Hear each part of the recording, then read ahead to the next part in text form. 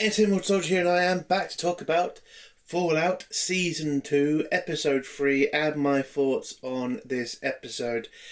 Better than the last episode, but I still feel like we're missing something. I still feel like there's more that could be in these episodes.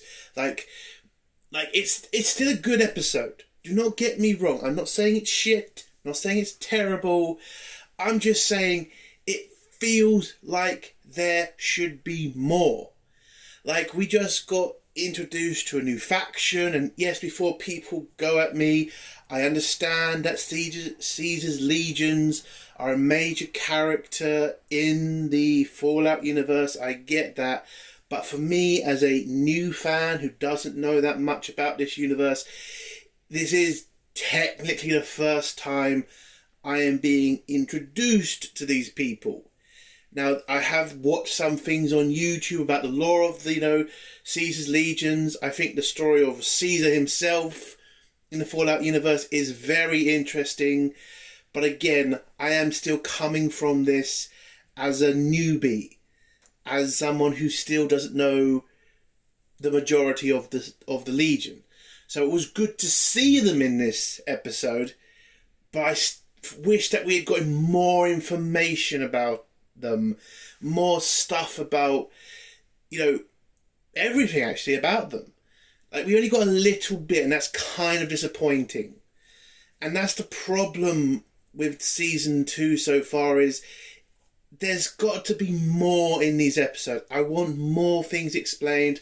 I want to dive into this universe, and I get it. Someone's probably going to say, well, they're probably going to tell you more in the upcoming episodes. I get that, but listen, this is a 45-minute episode. I shouldn't be asking for more. I should be getting it from these writers. I should be getting it from this show. But I just don't feel like I am. So that is disappointing. But listen, the episode itself, it's still good. I still enjoyed all the characters. I still enjoyed the acting of most of the characters, except for one new character, which I don't... Listen, he wasn't on screen for long. He talked, but it wasn't there long enough for me to give it like a decent kind of review on his acting. I'm talking about... This is a spoiler, a little spoiler, but I think everybody knows he's in this episode because it is the episode introducing the Legion. Macaulay Culkin. Look, he's not great, okay? His acting's kind of a bit stiff, and I was expecting him to have a bigger role. I have no doubt it's probably going to turn out to be it's going to be something different. He's probably hiding for some reason or pretend to be something not important. I don't know what we're going to get from it. I have my suspicions, but look, what I saw from him from this episode, his acting weren't great. Okay, it wasn't terrible. We're not at its terrible level. We're just that I could have gone a little bit better from him, I think. But as for the rest of the cast, Lucy, Maximus, the Ghoul, it was always great. I also enjoyed finding out some more information about the new Californian Republic. Again, I'm still annoyed that they're still not giving me more information about this other group. Like, we still don't know their situation in the Mojave. Like, what has happened to the NRC after the nuclear explosion? And yes, we got some explanation in the first season, like their capital got destroyed, everything fell apart. But what happened after? Like, did it just completely devolve? Because in this episode, you find, well, I can't really go into that, but you find some things that are kind of telling you that there is something of a new Californian Republic out there. But is it big? Is it small? Who knows? So they still haven't explained that. So again, this episode just annoys me because I want to know more. I need to know more. It just feels like they're not telling you. They're just waiting too long. Listen, I'm a fucking Star Trek fan, and I've had to deal with fucking Kurtzman Trek, where that son of a bitch cannot explain jack shit. It annoys me having to try to figure out what's happening in this universe when I just wish these bastards would explain it. Not saying it has to be spoon-fed to me, but more. Just give me fucking more. That's all I'm asking. But yeah, the episode as a whole is good. Like, it's entertaining at points. I enjoyed the Legion stuff. I enjoyed the Brotherhood stuff. You know, the new character from last week. He's a funny guy. It's also kind of good to see, you know, how manipulative this guy can be. And, you know, that's interesting for a new character. And, you know, the ending of the episode was also interesting. I did laugh when that happened because I knew that was going to happen. I knew Max was going to do that, but it was just funny how he did it. So, you know, look, it's a good episode. But my problem again is just I need more.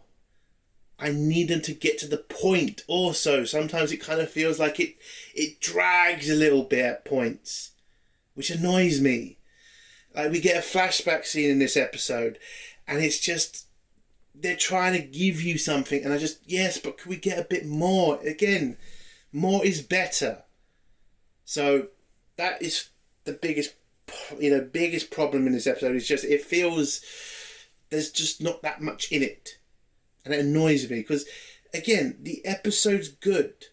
I love the story of the Legion. I love Lucy's part in the episode. The goal, showing a bit of humanity, fan-fucking-tastic. Just it feels like it's missing something. It just needs more. That's my biggest problem. So what would I give this episode? Oh, I should actually, before we get to that, I also love the new robot that we see in this episode. I love the fact that it just used CGI. I love it was, you know, it was a real robot that was actually moving. And I know it's got a name, I know, but again, I'm new to this, so I don't know what it's called, but it's the robot that has those faces on the screen that comes up a lot. And yeah, it was interesting to see it, you know, a real one, not a CGI one, because, you know, they could just as well have done CGI and it probably wouldn't have pissed off people. So it is good that they're doing, you know, actual props, which is great.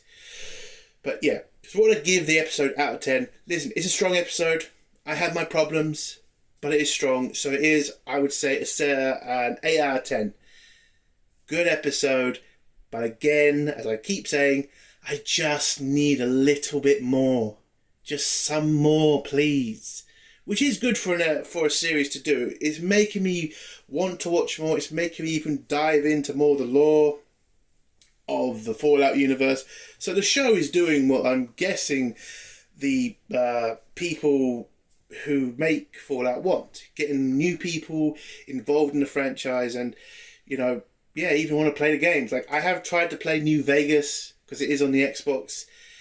It is kind of weird. I've not played the games before, but I am going through it. And I was told by a friend, start with New Vegas because New Vegas is the best one. That's what he told me, so I side with that. So yeah, 8 out of 10. Let's get to spoilers now. If you don't want to hear spoilers, leave in 3, 2, 1. So the episode starts off with us in some sort of bottling factory or unbottling factory. So they're all taking off we have a bunch of children taking off bottle caps, and, you know, it's pretty much taking the bottle caps and put them in a tray. So all these kids are taking off the bottle caps. It turns out the person in charge of this operation is Maximus's friend from the first season. I've completely forgot his bloody name. But the guy who turned immortal from the final episode of last season, it turns out what actually happened is he turned into a ghoul. And now he runs this bottling factory. And he has these kids working for him. Some of them are ghouls. Some of them are, should I say, normal or just not ghouls. And they're all working in the factory. Some kid is bullying another kid, and he, you know, steps in and, you know, sorts that out and tells all the kids, "You're all special. We all work together. We're all safe in this place. And yeah, enjoy yourselves working 10 hours a day," which is kind of funny. But yeah, that was a kind of funny scene. I am kind of happy we got to see what the hell happened to him, because I thought he just turned immortal because, again, he got shot and still survived, and it turned out he just turned into a ghoul, which is it that easy? You just eat something, you turn into a ghoul? I don't know. Again, new to the universe, don't know. Anyway, next scene, we go to the Brotherhood of Steel, where the person in charge of Maximus's Brotherhood is trying to convince the Asian woman in charge of her Brotherhood group to stay in the Alliance to fight the Commonwealth.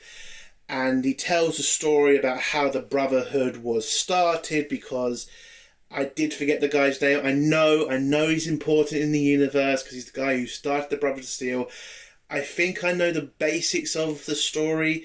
So basically, the priest guy tells the woman about the start of the whole Brotherhood is because this Marine had seen what the government was doing to normal people, experimenting on them, and he decided to stop this from happening by murdering all the scientists and anybody who got in his way. And that's why he started the Brotherhood and keeping technology out of everybody's hands, because, you know, in the wrong hands, technology can murder innocent people, which is completely understandable. And there could be more to it, but that's how he explained it. Now, this scene was kind of interesting because it kind of looked like the Brotherhood of Steel were kind of really religious.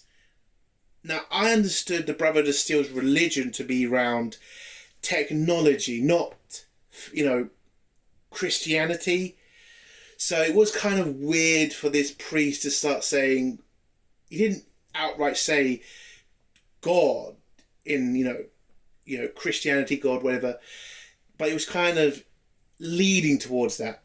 But again, my understanding of the Brotherhood is they see technology as, you know, God, and that if technology falls into the wrong hands, it can be used to destroy the world. And that's why they do all this, you know, running around grabbing all this technology, keeping it out of the hands of everybody other than them.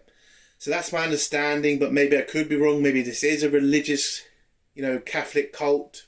I don't know, but I'm thinking I'm a bit wrong, or I'm taking it the wrong way. But anyway, so he's trying to convince the Asian woman to stay in the Alliance, but she now, because of the fact the Commonwealth know what Maximus's leader is doing, she doesn't want to have that fight. So she tells the guy, I'm not interested anymore.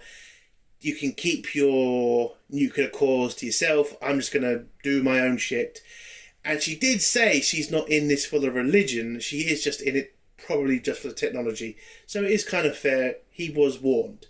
So she leaves the Alliance. He now knows he can't really keep the other two on board without everybody. So they're going to probably leave the Alliance.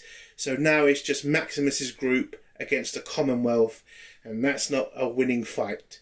So Maximus just says, basically, well, why not just kill this guy and then be done with it? And then the priest pretty much tells him, you're a sword. That's why we don't listen to a sword. So basically, it's like, he's more of a soldier in this, whereas the priest guy is more of a politician. Like, he can, well, as the show's trying to say, is the politician sees the bigger picture. Maximus just sees the smaller picture of just dealing with one problem, not seeing the bigger problem that could happen, which is basically, if you kill this guy, you're starting a war with the Commonwealth. And that's not smart, especially if you haven't got your alliance. We then go back to Lucy, who is being captured by Caesar's legions and who is being taken to see what I was thinking was the new Caesar. Turned out, no, it's not. Well, when she arrives there, the slave, well, the woman that she took back to the Legion, well, apparently she lost her legionnaire, and so they killed her because they blamed her for the loss. And so, yeah, this group is really interesting because it is just like the Roman legions, and, you know, I have just watched Spartacus, those series again, just watched them.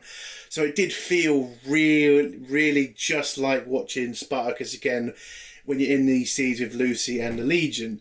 Because those scenes in Spartacus where how they deal with their slaves, like, wow, it's gruesome. And they do the same thing here, so it's really accurate to the Roman legion, which is great.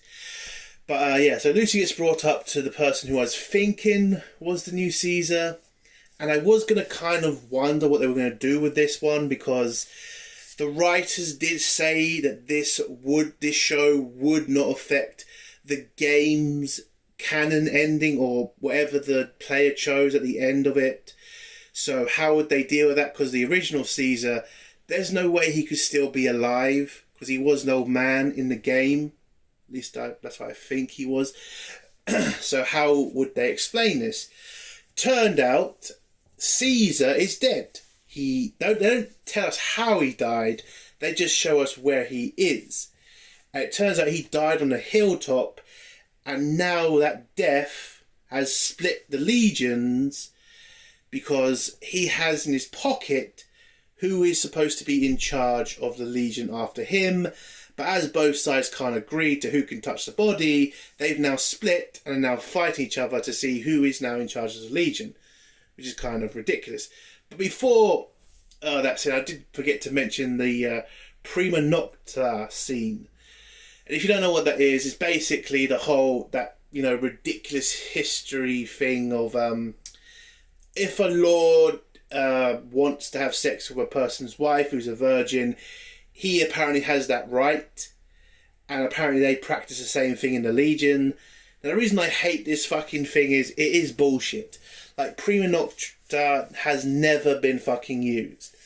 Like, I get it, people have watched Braveheart and they seem to think, oh, that's what everybody did in Europe. Like, no, it's been debunked like 100 fucking times. No lord ever actually grabbed someone's wife and had sex with her. Because one, if you did that, you would literally have an uprising of the commoners quicker than you can say shit. And two, there was at that time a really religious period in Europe, and fucking another guy's wife would be sacrilegious, last time I checked. So yes, Prima Nocta is bullshit. It's been debunked hundreds of times. But anyway, so yeah, they discuss having Prima Nocta with Lucy, and Lucy just explains, yeah, that's not going to work because I'm not a virgin. Yeah, she's not. So the Legion then just takes, Kamali Cochrane's character takes Lucy to see the body of Caesar, explains the whole, why the Caesar's legions are split apart. And Lucy says, what if I do you a favour and I go grab the piece of paper out of Caesar's pocket and I can tell both sides who's in charge and you let me go. Turns out the Legion doesn't really give a shit because it looks like they want to have this war and just put Lucy on a cross and just leave her there to die. Now, I do have a problem with this scene, and my biggest problem, other than Prima Nocta, which is it annoys me because it's just, it's ridiculous. Anyway, what annoys me about this scene is Lucy is obviously not a normal, Mojave civilian. She's obviously from a vault. And hasn't Caesar's legions dealt with people from vaults before? And is it kind of like a special thing or something in like the Mojave if you see a person in a blue uniform? Like, I swear I've seen that somewhere. So I do kind of think, wouldn't Caesar or this person who I'm thinking is pretending to be in charge, that's just my assumption. I do think Macaulay Culkin's character is actually Caesar.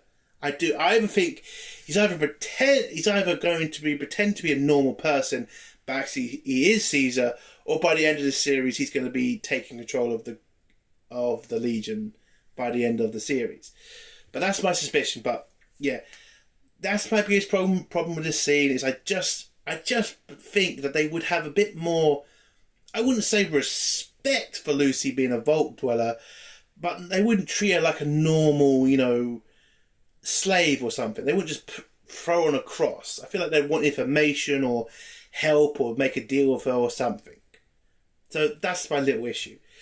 We then go to the Ghoul who was left in the hospital waiting for Lucy apparently, but turns out he knows she's not coming back, so he drags himself to a swimming pool area, gets a knife, digs into his left and pulls out the poison from his leg and throws it out, and that's enough time for him to recover. My problem with this scene is, if it was that simple, why didn't Nagol just do that whilst Lucy was there? Like, I swear, did he need a stem to, revive him? And that's why they had to wait for Lucy. So if it was that easy to do now, why didn't he do it then? So that's kind of a bit of a writing problem for me.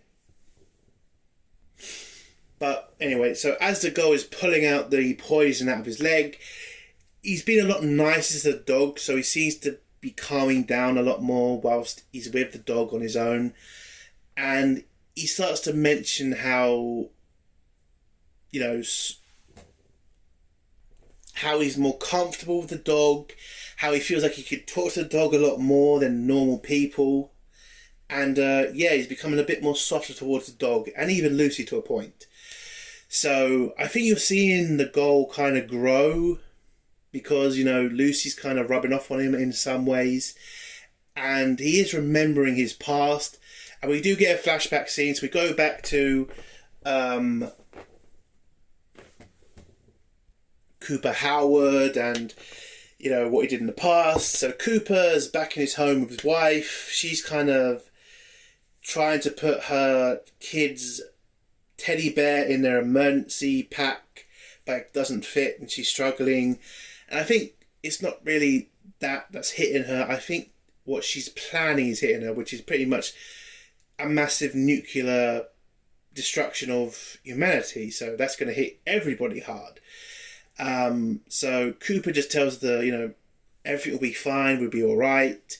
But then he says he's got to go to a special event for military to honour his Indian friend, Native American. Is it Indian or Native American? I'll say Native American. His Native American friend who's getting honoured for what he did in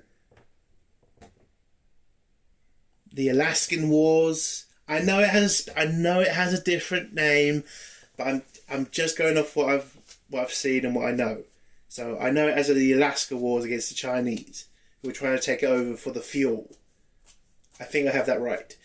So he's getting honoured, but this is kind of a secret meeting. Well, it is to honour him, but him and Cooper, they're kind of working together against Vault-Tec, because they now know they're planning to do something seriously dangerous, which is to destroy humanity, basically, and start a nuclear war. So Cooper doesn't want to kill House. He doesn't want to do it because he thinks it's wrong. But his friend tells him, you kind of have to do it because if you don't, humanity might be finished.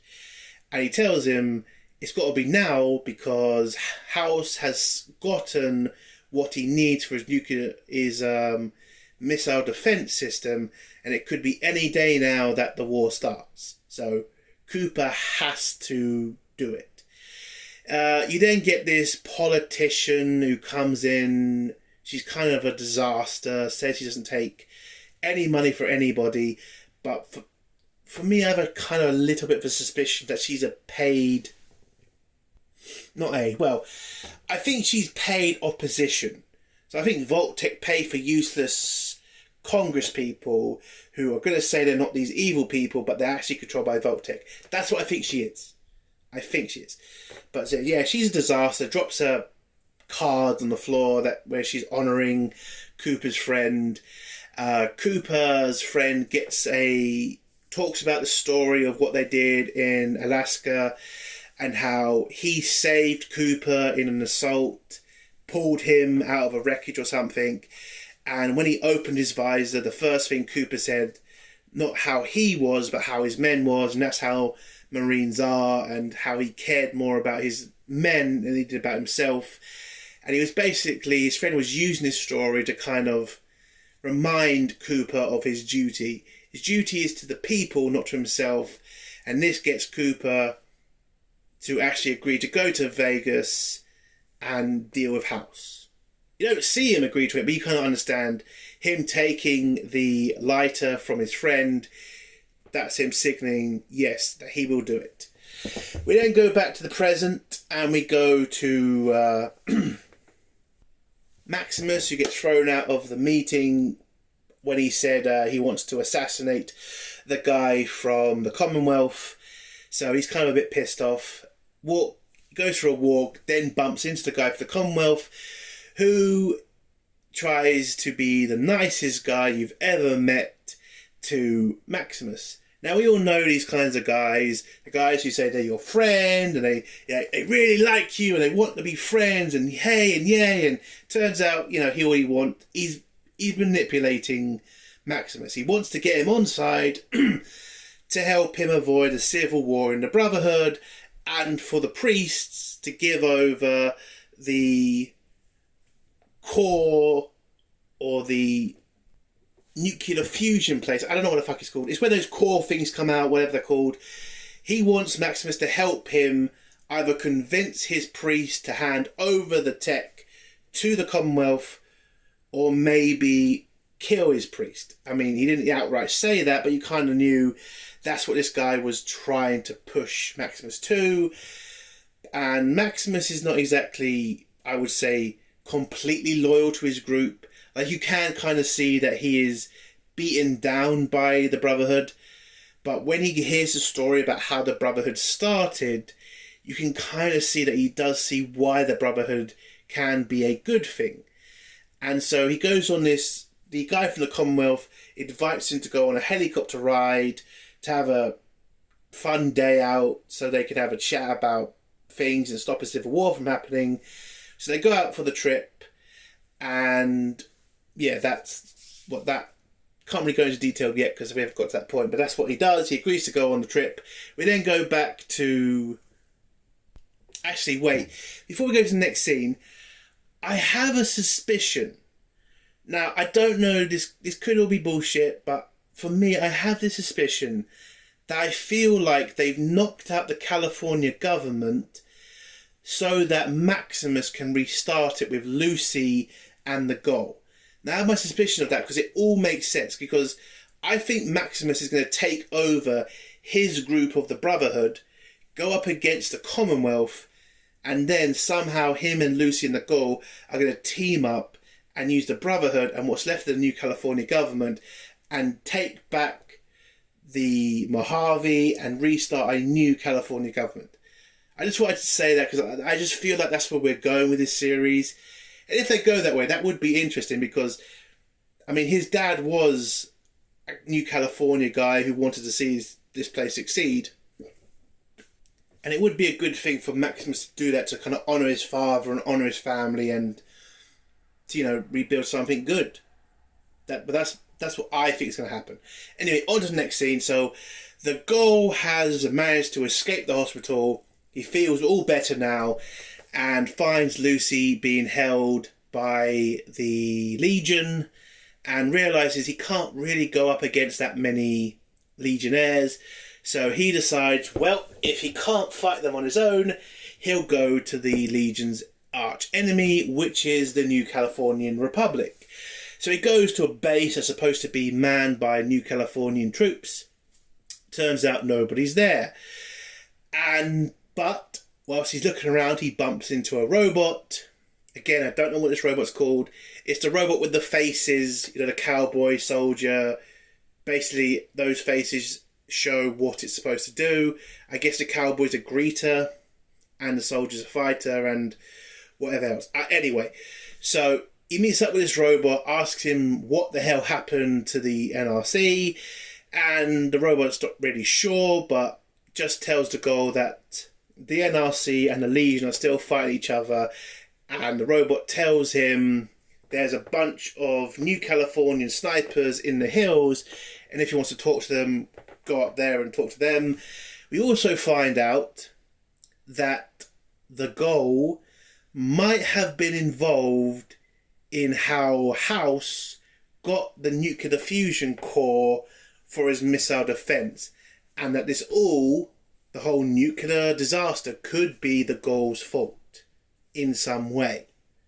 Now, I know in the previous, scene I did say House had got the core, and I might have got that wrong. But yeah, somehow the goal might have given House the fusion core. Anyway, So the Gaul goes to the New Californian snipers to get their help, but then realizes, these guys are pretty useless. They're old, they've been pretty much abandoned, they've not seen their command in 20 years, and it looks like the New Californian Republic has completely fallen apart and is just gone. But yet these soldiers are still fighting, so maybe it's not completely gone. Again, I don't know. We still haven't really been told what's the actual state of the New Californian Republic. Is it gone completely? Is there parts still left? Again, we still don't know. Again, why I wish they'd tell us more. So the Gaul kind of realizes, well, these people are useless. They kind of try to ask for his help to help them get back to their command by offering stems. But he tells them, yeah, you're not going to... There's nobody left to go to. California Republic's gone. You're fucked, basically. And he just leaves them in the shit that they're in. He then heads off to Legion, where he pretty much makes a deal with Caesar, or the guy in Caesar's place, and says, I got a deal for you. Hand over Lucy, and I can tell you the location of the last remnants of the NRC, so you can completely control the Mojave. Caesar's legions agree, hand over Lucy, and the Gaul, remembering, we get a flashback of the past again, and the Gaul is just not comfortable with letting these soldiers die by the Legion's hand, because the Legions are a bunch of bastards. So it turns out the Gaul leaves a little surprise for the Legion before he leaves, and whilst him and Lucy are walking away from the camp, the Gaul kind of has second thoughts of what he's done. Now, I thought he was going to have second thoughts of the fact he just turned over the NRC snipers to the Legion, who are obviously going to torture them to death or just outright kill them. But it turned out, no, that's not what he was worried about. He was worried about the fact that he just lit a fucking bomb in the camp, blowing it up and starting a fight between both sides of the Legion, and realising that if the Legion find out it was him, he's going to have a bunch of fucking Legionnaires after him, and that's just never a good thing. So that's how Lucy and the Gauls episode ends. The final scene is Maximus and the guy from the Commonwealth flying about, having conversations about the future of the Commonwealth and the Brotherhood.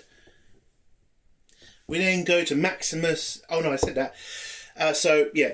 They're on a helicopter together.